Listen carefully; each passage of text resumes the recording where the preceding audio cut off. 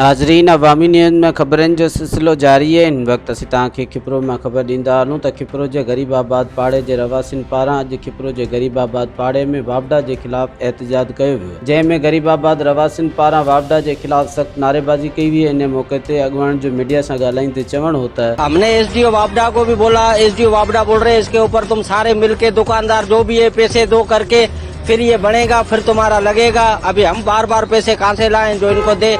SDO तो बार बार पैसे मांग रहा है, बोले पैसे दो पैसे दो।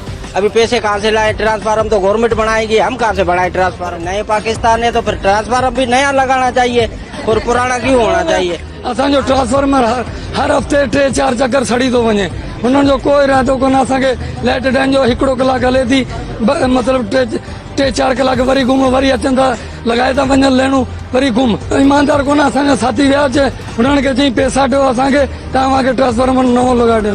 अच्छा, हिननि जा पैसा मंथली बदल हर एसी ते हिननि खे पैसा था मिलनि एसडीओ के। पूरे ये दुकानदार सब परेशान है और घरों में भी तकरीबन बच्चे पंखे नहीं चल रहे हैं, गर्मी भी इतनी शदीद हो रही है पर कुछ भी लायामल नहीं हो रहा है। मजीद खबरों और तफसीलात के लिए विजिट करें हमारी वेबसाइट www.awamiNewsHD.com।